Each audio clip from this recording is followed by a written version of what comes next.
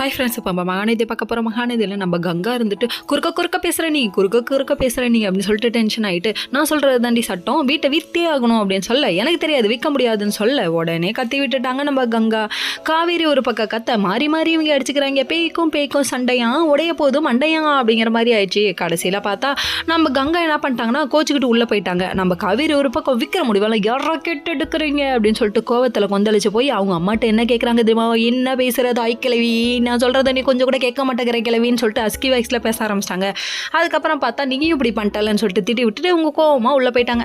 உள்ளே போனதுக்கப்புறம் ஏமா இவ்வளோ டென்ஷன் ஆகிற, இவ்வளோ டென்ஷன் ஒத்துக்காது பே அப்படிங்கிற மாதிரி ரியாக்ஷன் விட்டாரு நம்ம விஜய்ங்க. அதுக்கப்புறம் விஜயை சமாதானம் பண்ணாங்களாமா. எதுக்காக? அதாவது இந்த வீட்டில் என்னால் இருக்க முடியல, இவங்க டென்ஷன் பண்ணுறாங்க, இவங்க பிபி ஏற்றுறாங்க, இந்த வீட்டில் போய் மனுஷன் இருப்பானா அப்படி இப்படின்னு சொல்லி கொஞ்சம் பிட்ட போட்டது எதுக்காக?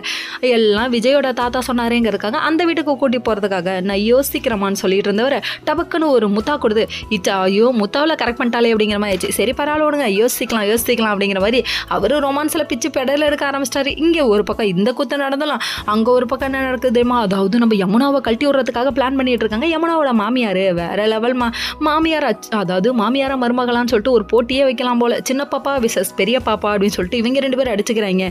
நம்ம நிவின்ட்ட 1 பிட்டா 2 பிட்டா அன்னைக்கு அப்படியே போட்டுக்கிட்டே இருக்காங்க. டேய் நீ இவ்வளோ கஷ்டப்படுறடா, நம்ம சொத்தை வித்தரலாம்டா, நீ யமுனாட்ட இருந்து டைவர்ஸ் வாங்கிட்டா, 1 பிட்டா 2 பிட்டா என்ன ஐயாச்சாமி இன்னைக்கு பிட்டு போதுமா? அந்த ரேஞ்சுக்கு ஆயிடுச்சுன்னா பார்த்துக்கோங்க. இந்த அளவுக்கு பிட்டை போட்டு கடைசியில் கோவத்தில் கொந்ததிச்சு போன நம்ம யமுனா ஏதாவது சொல்லுவாங்கன்னு எதிர்பார்த்தோம். ஆனால் ஒட்டு ஓரமான என்ன கேட்டுட்டு இருக்கதே இந்த பொண்ணுக்கு வேலையாக இருக்குது. பத்திரகாளியாக மாறி நிற்கிது. இப்போ என்னதான் சொல்ல வர, இந்த காஞ்சோரியனை விட்டுடா, நம்ம நல்ல பொண்ணாக பார்த்து கல்யாணம் பண்ணிக்கலாம்டான்னு ரியாக்ஷன் வேற மாதிரி இருக்குது. Okay friends.